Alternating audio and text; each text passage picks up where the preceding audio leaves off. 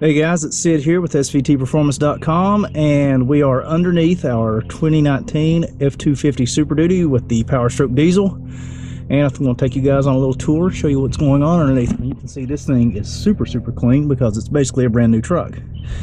So let's start off by tilting up here. This is just behind the radiator. This is our transmission cooler. It's water cooled and remote mounted. That is fantastic in case you ever need to change this thing. If you ever, add just a little bit too much power and blow up your transmission, it's a good idea to change your transmission cooler at the same time as you rebuild it, because you never know what's floating around in one of these things. But it's nice that it's right here, easily accessible. You can see the bottom of one of the radiators, and yes, I did say one of the radiators. There's two on this. There's a low temperature and a high temperature. The high temperature is for the engine coolant, and the low temperature is for things like the EGR coolers and the intercooler, which is air to water cooled.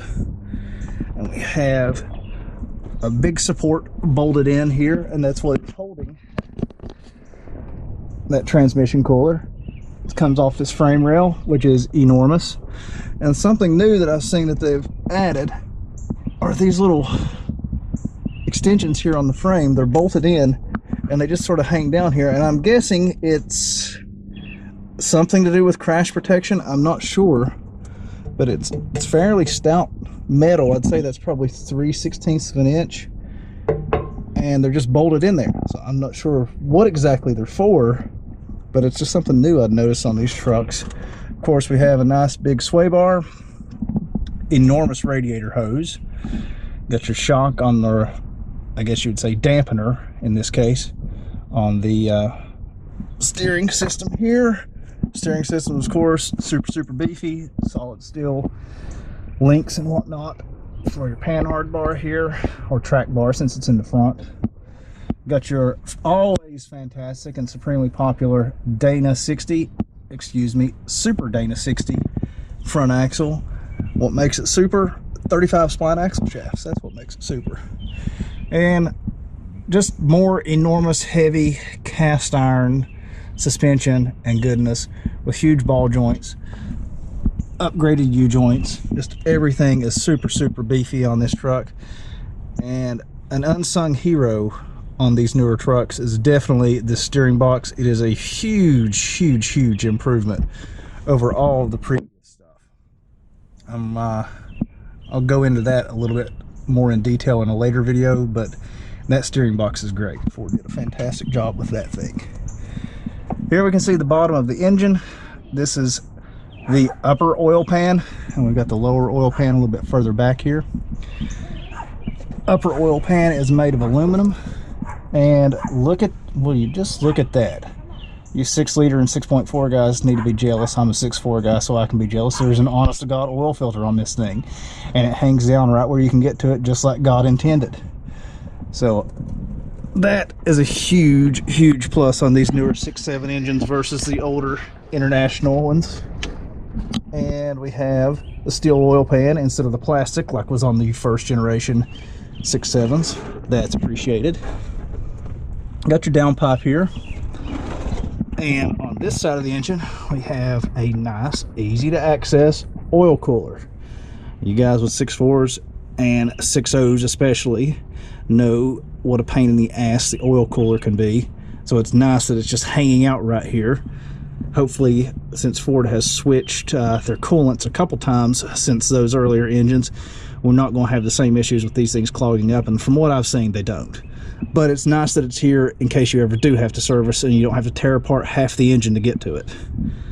Speaking of the engine, you can sort of see up here the aluminum cylinder head.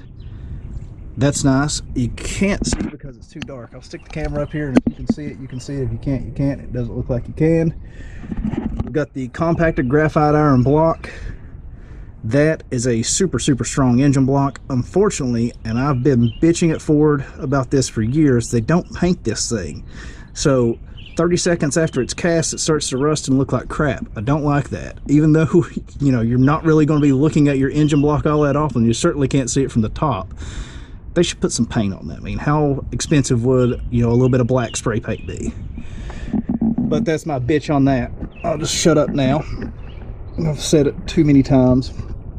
We got a fuel cooler here, and it's the same deal. Little water-cooled fuel cooler just down here hanging out on the frame rail. I could see this being repurposed for a lot of things. You guys might want to think about, you know, because it's a remote mount, nice cooler.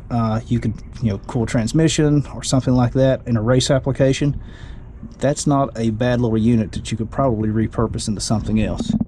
Of course, we've got our massive 6R140 torque shift 6-speed transmission. This is a fantastic transmission. It handles a ton of power. It shifts great.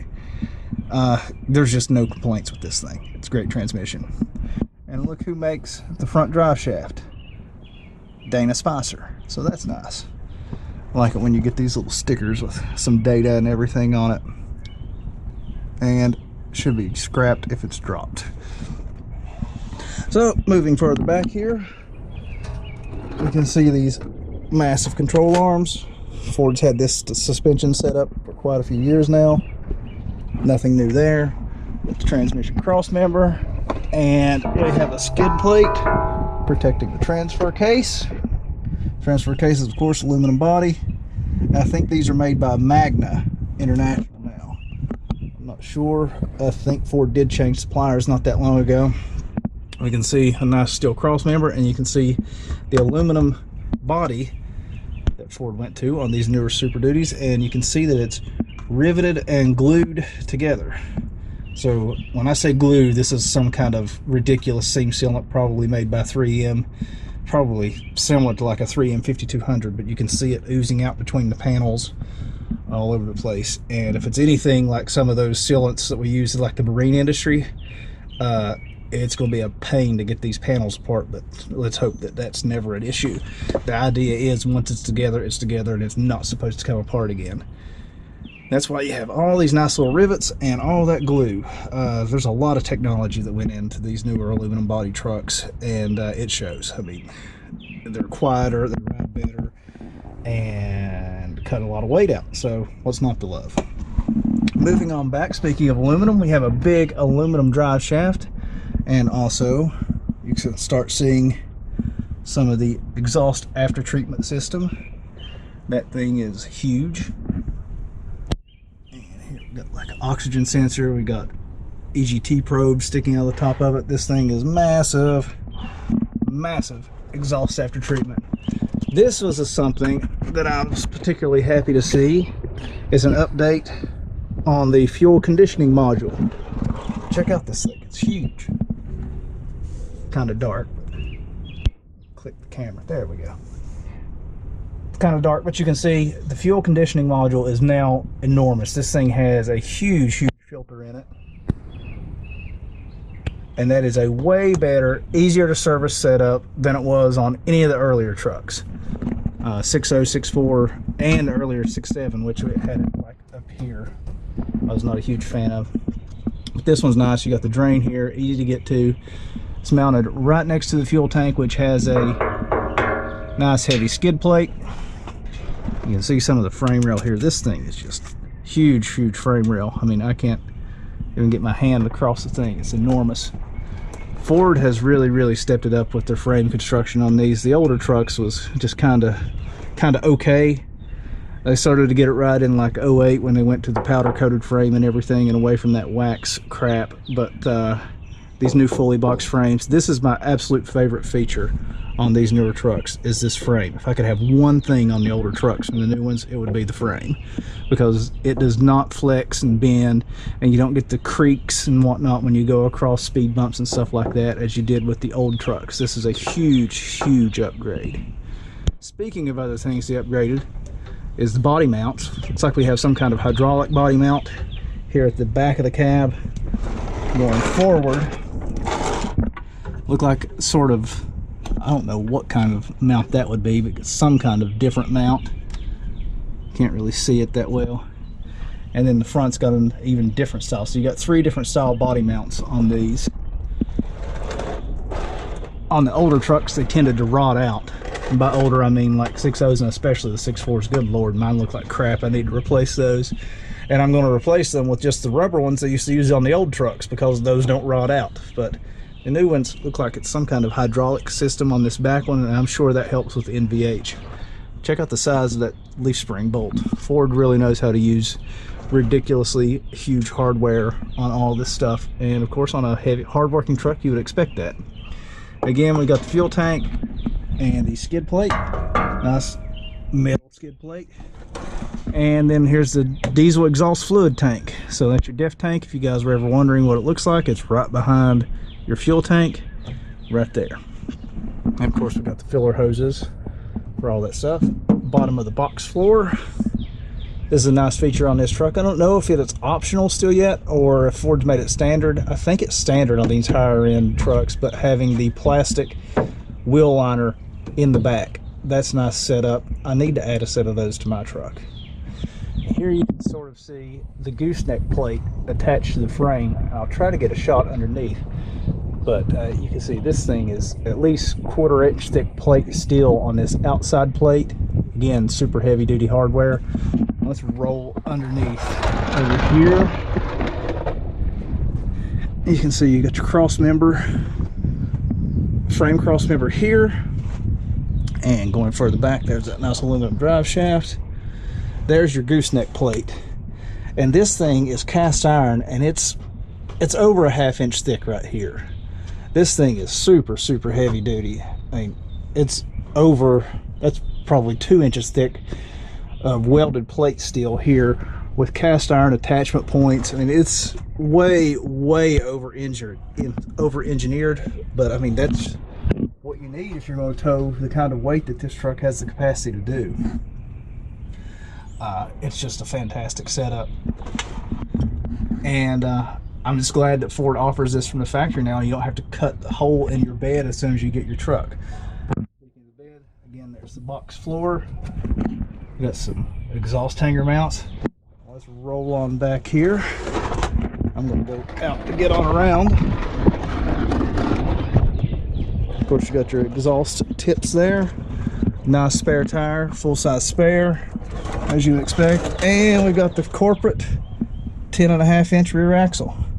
I was surprised when I saw this because I was expecting it to have the newer metric Dana axles, but I guess Ford's still using the old corporate 10.5, which is a good axle on some of the I guess lower towing range trucks. I don't think this one has like a max tow package or anything, and it is just an F-250.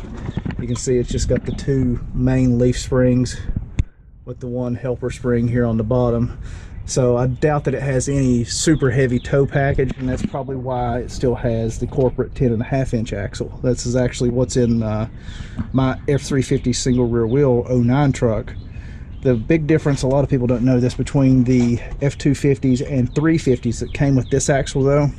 250's got 35 spline axle shafts, and the 350's got 37 spline axle shafts. So a little bit of trivia for you there. But yeah, they're still using the good old corporate 10.5 inch. And if you guys were ever wondering, this little plug right here is for your locker. This is what magnetizes the ring inside the differential to lock it. And it's just held on with that 1 bolt there. The reason I know that is we've had to rebuild a Ford corporate 9 3/4 inch rear end bearings went out, pinion bearing went out. And that's one of the little things you have to take apart to clean and take everything out of it.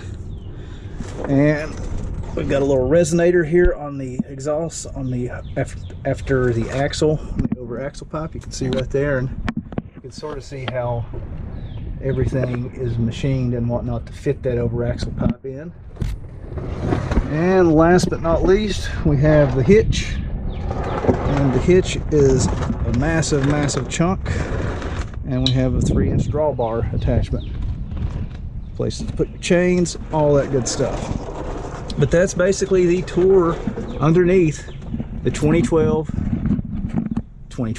what am I talking about? The 2019 F-250 Super Duty. Man, I love that frame. That's the one thing. If I could have anything off this truck on my 09, it would be this frame. But that would basically make it a brand new truck. So maybe I just need to start shopping for a new one. It's a little expensive, but I do like these new trucks. Can't wait to see what the 2020 is like underneath. I already put in my request for one. So until next time, I hope you guys have enjoyed this little tour underneath. If there's anything I missed out that you would like to know more about, go ahead and just leave me a comment and I will get to it. And as always, head over to SVTP. We have a full article with a ton of pictures and a little bit more detailed info over there. The link's in the description below, so click that. And please subscribe to the channel. We have another video coming out later in the week on this truck. We're going to talk about some of the highs and lows on it. So look for that. Appreciate your guys' time. Thanks.